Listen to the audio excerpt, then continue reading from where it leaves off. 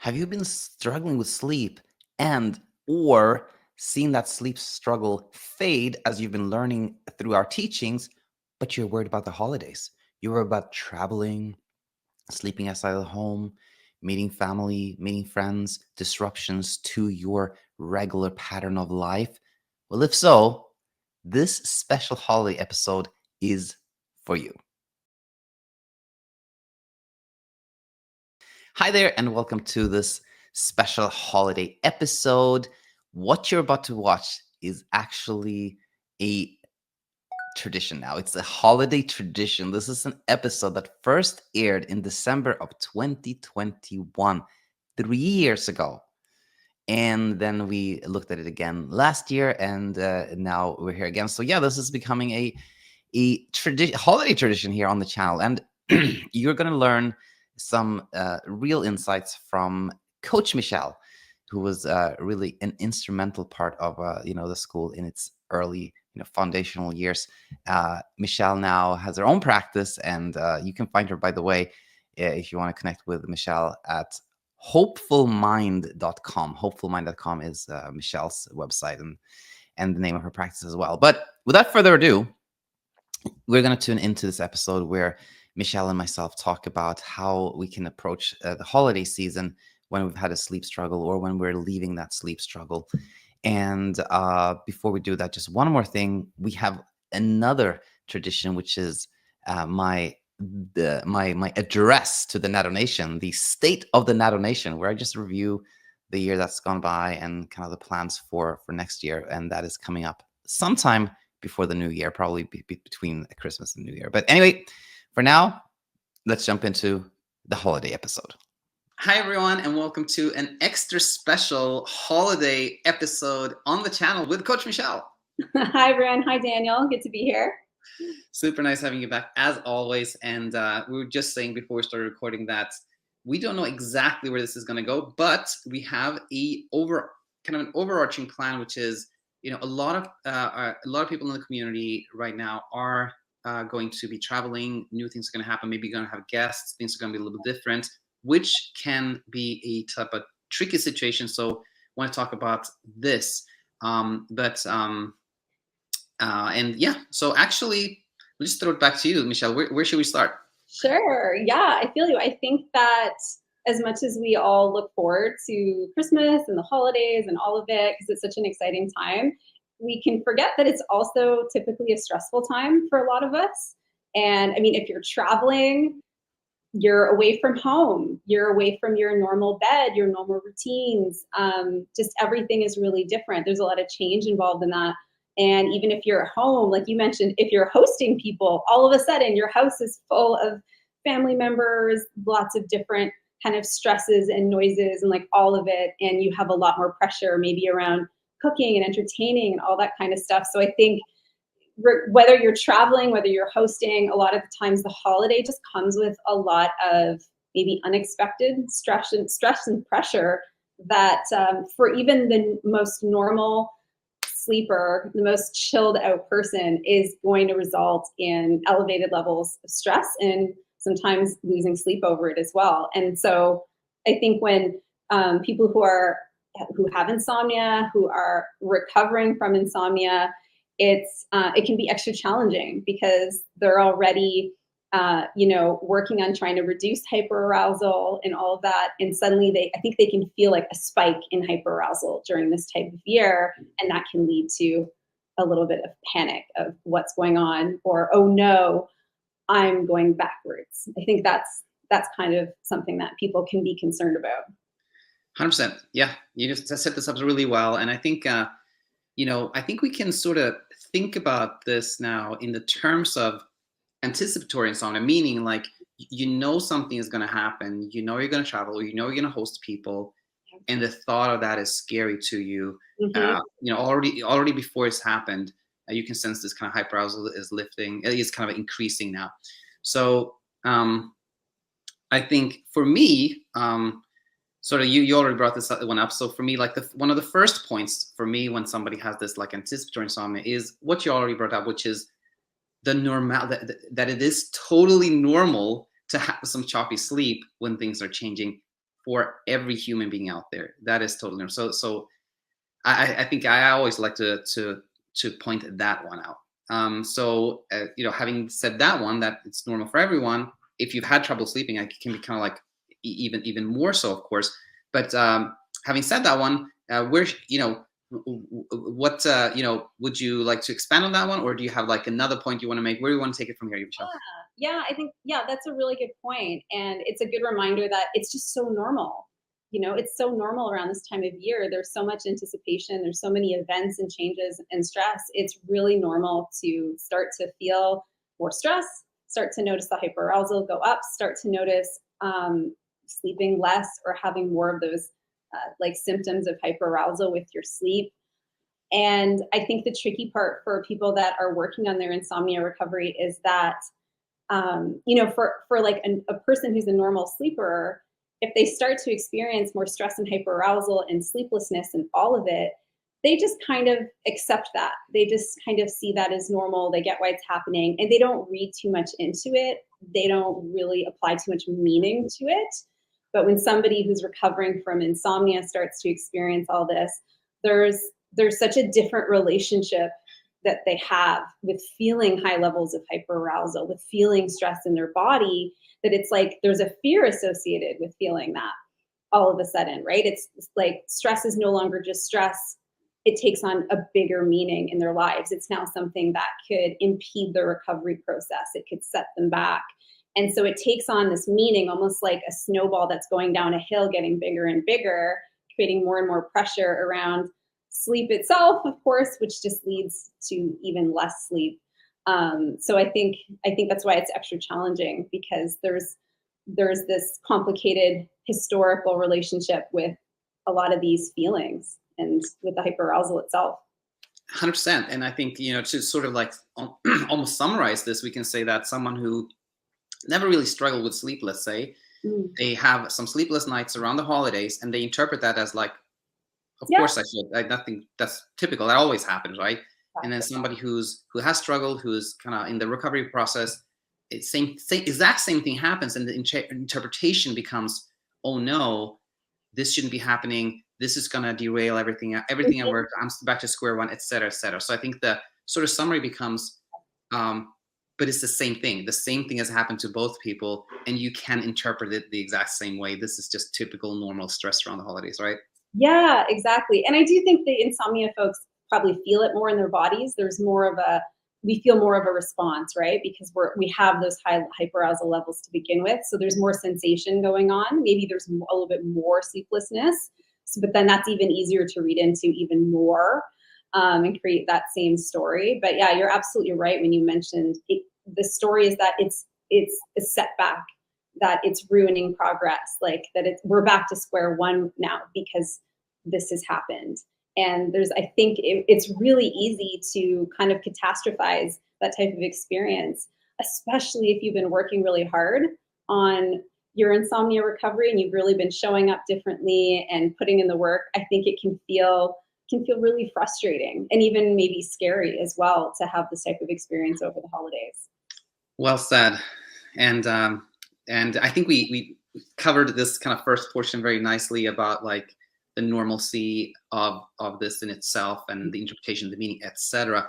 Now, another thing that came to my mind here was a point I love to make whenever somebody tells me it's the holidays and I'm gonna host, or it's the holidays and I'm gonna travel here and I'm gonna do this. What do you think? Like my go-to point there is always, this is amazing. Like, because so many people, and by the way, if you are listening in here and you were planning to travel and you decided not to, or you were planning to host people and you decided not to, maybe that was just what you needed. Maybe that was an act of self-kindness. Nothing, no judgment whatsoever there. However, if you have had trouble sleeping and you still decided to host people, still decided to travel, I'm like, that's amazing. Yeah. You took, like, you made this decision from a place of courage. You're gonna go ahead and travel places, go somewhere or host people or whatnot, even though that is scary to you. And I think that is amazing. That is so helpful because it teaches the brain, teaches us that we can do things even if there's going to be discomfort, and it teaches us that we are safe even when we're in the struggle.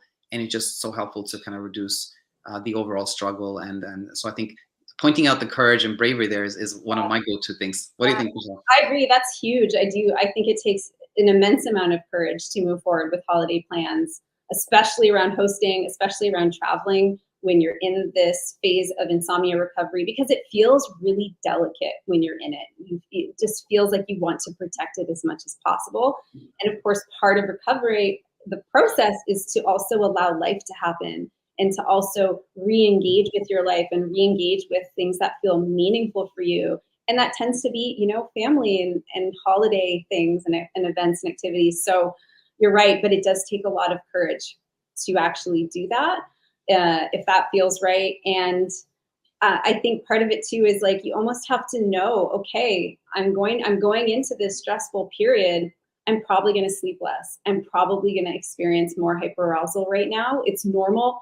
Everybody experiences this, and almost accept that there's going to be like almost like a speed bump coming up, or maybe you're in it now, and say like, it's normal that I'm here. It's okay that I'm in this speed bump right now, and I'm feeling more symptoms, and I'm sleeping even less, and all of this, and reinforce that, you know what, I chose to spend the holiday with my family, and I value that, and so I'm going to accept that I'm in this speed bump. And I really think it's also important for people to remember and to remind themselves it's temporary, just like every other speed bump. I think the holiday speed bumps can feel bigger and harder because there's so much stress around the holidays. So I think it can suddenly represent this pretty significant feeling speed bump, but that it is temporary. It will pass, and it doesn't represent stepping backwards or sliding back into a bad place at all. Not at all. Really, really normal. And I know it's hard to accept having those experiences, especially around the holidays when we want to feel our best. But it really does lead to the path of least resistance ultimately, which is where we want to be, especially around the holidays. It's as you were speaking, Michelle, I think you just coined a new term here that we'll use on the channel, which is exciting. The holiday speed bump. What did I say? You talked about the holiday speed bump. And I think that's a real thing, and it really segued nicely into what I was thinking of, which was, why is it that the holiday speed bump can be kind of like extra difficult?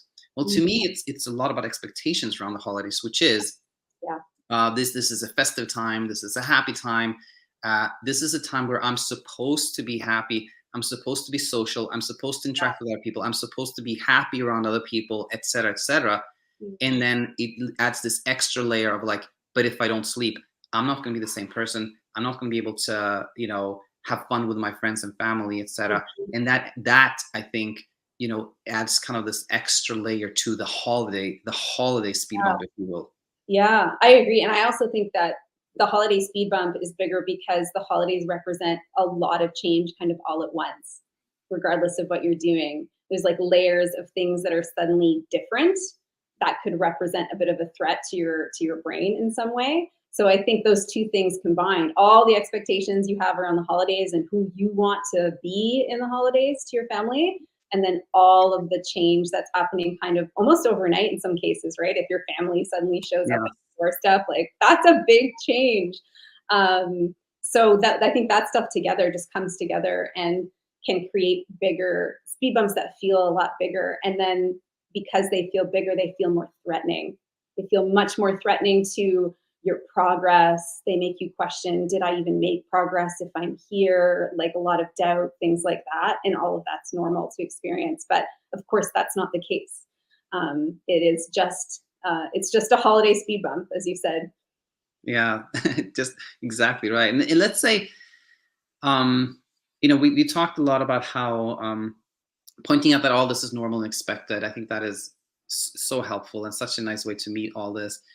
And now, if we go into the specific situation where you feel the pressure to be like social, be around people, be et cetera, and we did a whole episode about like this depersonalization, which this is similar to. But What are your thoughts around that part?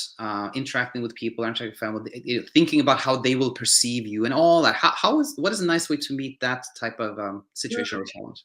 Oh, interesting. I do think that's really challenging if you're feeling a lot of depersonalization around the holidays. And we talked about this in the video where we called it the wall, where you feel like there's a wall between you and other people, this inability to feel like yourself or feel like you're able to connect with people. And I do think that's especially hard around the holidays because, again, those expectations of connection around the holidays. And I think a big part of it is understanding why we feel that way, why the wall is there in the first place, and which can be really a combination of all the pressure we're putting on ourselves, all the emotional exhaustion that we're feeling. We're feeling depressed, if we're feeling, as though we're shut down in some way, all of which is very normal to experience.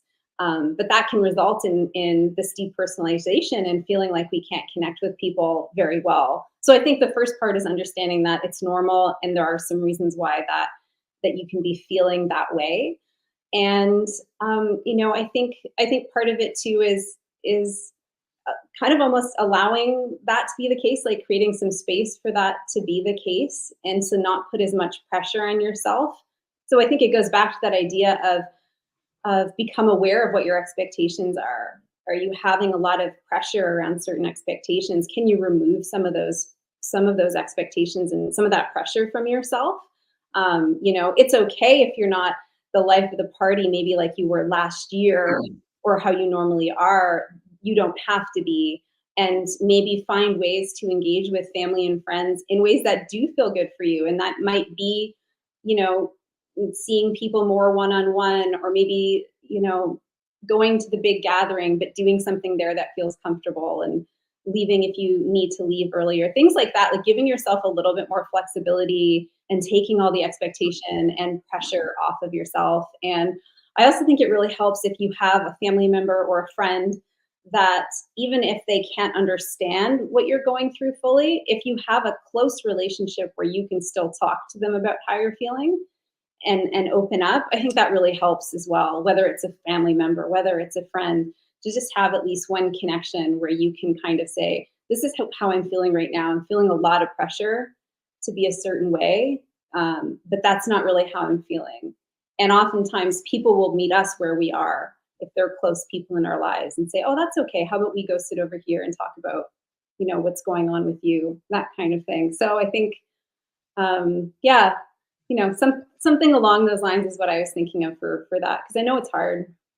100%. And you said so many things that I think are super helpful. And what would particularly resonated with me, and I was kind of asking myself the same Yeah. question, like what would I share with someone that could be helpful? It was really along the lines of, like, you said maybe last year or later before you were kind of the life of the party, you were super social, and maybe you're not going to be that. Maybe it's not going to be like that this year.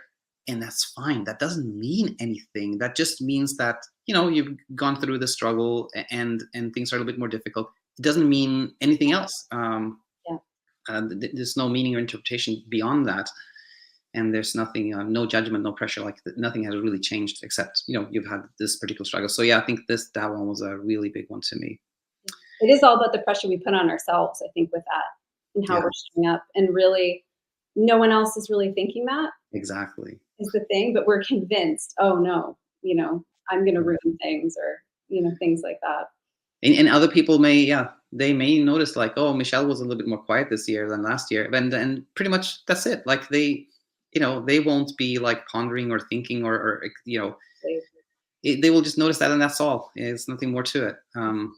Exactly. There won't be a story that, because they're a little bit more removed or reserved and quiet. Oh, well, they're not as good of a person this year. Exactly. But that's what we tell ourselves, like stories like that. But those are our stories, not other people's stories. And so it's helpful to see, like, what is the story you're telling yourself around feeling deep personalization over the holidays, just to see what that brain is doing.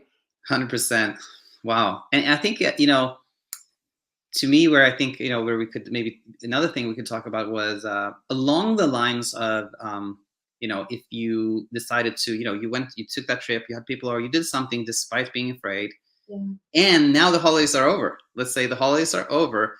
then I think it's often a nice time to say, well done to Yeah. yourself. Well done. You did that thing. Even though you're scared, you did it. And that's just a nice thing to say to yourself, no? Yeah, that's such a good point. I think we're all really bad at looking back and acknowledging ourselves and celebrating ourselves for moments where we're really we're brave, basically, to make certain decisions. So I think, if somebody is going through the holidays, and even if they're in a speed bump as a result, and they're coming out of the holidays feeling exhausted and like their sleep isn't where it was before the holidays, it's okay, and like still take a moment to acknowledge yourself and celebrate yourself that you just hosted your family for the holidays, or you just traveled, or whatever you did for the holidays, that it brought you meaning and it brought you closer to people that you love, and that the speed bump is okay. So I think you're right. Yeah, we need to acknowledge ourselves more. Exactly. Like just emphasizing your point is that there are a lot of challenges around the holidays for everyone. That isn't, it's kind of, it's a nice time, but it's also a challenging time for everyone. And somebody who, let's say, hosts people over the holidays, that's good for them. Well done. But if you did that despite or even in this struggle, even in the speed bump, even more kudos to you. Really, really well done. To celebrate yourself for doing that, and for showing up that way, because it's really hard and it was probably really scary. And then also, can you accept where you are now, which is not moving backwards, but maybe in a speed bump, and that's okay too, even though it's unpleasant and far from ideal. Can it be okay? Can we work on acceptance? And I think that's the other thought I had as well, is throughout this whole experience of the holidays, as much as everything we talked about can lead to these holiday speed bumps, at the same time, being in these speed bumps is also an opportunity to start to actually practice and to implement a lot of the teachings that they've been learning here or elsewhere. And I know that people cringe when I say that speed bumps are an opportunity, but they really are. And because nothing is more really, I guess, potent or effective than to start kind of having the intention to show up differently during your speed bump. And that doesn't mean being perfect. It doesn't mean implementing things exactly right. It just means having the intention to maybe want to accept a little bit more today, to maybe do a little bit more self-care or self-kindness today. All those little things that you can start to bring in. And it's so much more powerful if we do that when we're actually in the middle of that speed bump, as opposed to when things are going really, really well, if that makes sense. Yeah, it's a more powerful experience, and that's what helps eventually kind of lift us out of that place. 100%. Super well said. And as we were speaking now, I was realizing we could have started with in another place. I sort of forgot to ask to talk a little bit about Coach Michelle as well here. So let's say we've talked about, we've shared some, I think, really helpful things around the holidays, etc. Now let's move over to a little bit different territory here, which is Coach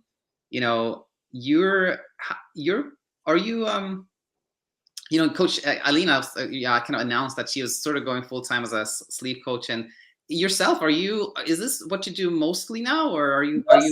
I'm not fully there yet, but mostly I'm still I'm doing a lot of sleep coaching these days, which is great. It's actually my primary thing right now. And I'm also in the process of still building up my own business, but I'm not quite there yet on that front. But eventually that will be the plan, to work with people that are struggling with all sorts of different chronic issues, including insomnia. So I hope to be doing that as well, in addition to continuing to, work with the sleep coach school and all the focus on sleep coaching, which has been really great. So I'm not completely full time yet, but it is moving in that direction. So that's been exciting. It's amazing. Sure. It's amazing. Yeah. And I'm, I just want to share with the community that I was, as they know, I was so happy when you joined. I knew you'd help so many people. And then we started this one-on-one coaching program, which has really been growing. And you shared with me, actually, just before we started, that this week was actually the first week that you were fully booked. Yeah, first one, which is kind of nice because it was right before Christmas. It's a good, good vibes. Yeah. It was exciting to see that for sure. Yeah. Super nice. And how has the one-on-one coach work been on your end? Have you liked it? I know you thought this was going to be for you. How has it been? Yeah, really good. I really, really like it. I've been really enjoying it. I was very nervous at the beginning, but I feel like mostly now the nerves are gone, so that's kind of nice. And I've been able to relax and ease into it a little bit more. So that has been really enjoyable, and it's been great to. I've gotten to know and connected with so many different people over the last few months, so that's been really great too. And sometimes, when you'll work with somebody and then you don't hear from them, it's probably because they're doing well. But then also I find myself wondering, like, I wonder how they're doing. Are they doing well? So that's, an interesting Yeah, part too is you don't want to because it means they're doing well, but you still will kind of wonder and hope that they're doing really well. I recognize that so much, Michelle, and what you said about connecting with people like that. That's been part of this journey that I didn't really foresee, but that's been a really enriching part of it, which is I sent out these books the other day to some of the coaching and the coach. Mine's not here yet, Daniel. It's not here yet. I didn't get my book Hopefully yet. before Christmas. I I did know. send it. Like, come on. Sorry, go on. But yeah, I sent one to like Hong Kong, one to Slovakia, one to Canada, Yeah. to Belgium, and connected with people in like Israel. You know who you are, Neil, and other people out there. It's been really really amazing. And finally here, what are your holiday plans? Oh, you know what? I don't have a very busy holiday planned. It's going to be very relaxed. I have a brother who lives in California with his wife and children. And so, unfortunately, they're not coming up this year because of all of the things that are going on in the world right now. So, normally we would have a larger family gathering, but this year it's myself, my husband, my parents. So, we're going to gather for a big Christmas dinner like we always do. And then I have a bunch of really fun plans with friends kind of next week, which I'm looking forward to with a couple of good friends that I haven't seen in a while. And other than that, I think it's just going to be a lot of relaxing, sleeping, relaxing, a lot of eating. I predict heavy amounts of gluttony over the next 7 days. Sounds amazing. Sounds amazing. How about you? Yeah. I was going to share that too. We're going to be here in Oregon. We're going to celebrate Christmas with my wife's sister and their family, and then New Year's, family friend, my wife's friend is coming for New Year's. But overall, similar to yours, nothing really big. Yeah. Christmas dinner and all that stuff. Yeah, same, kind of a laid back. Yeah, holiday, exactly. which is fine with me. Sometimes those can be some of the best ones. So I'm looking forward to it. Perfect. Well, we wrap up there, and thanks, Michelle, always for being here, and to everyone out there.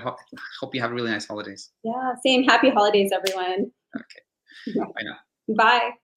Hi, it's me, Coach Daniel, and I hope you found the video you just saw full of inspirational content and full of educational content as well, because that's really what we try to do here in the school. We try to educate and inspire. And if you're finding that things are clicking for you and sleep is happening easier and you're leaving the struggle, please let us know in the comment section, because we live for that. We live for hearing how somebody is finding sleep and life becoming lighter and easier. And not only are you doing us a huge favor as sleep coaches and like filling our tank with that gas that makes us never want to stop doing this, but you're also helping the community. You're helping by inspiring other people, and by commenting, you're telling YouTube that this was interesting, and YouTube feeds our content to more people so that they can discover our teachings and things get easier for them. So again, if you found things getting easier for you, please let us know in the comment section. We can't wait to hear from you.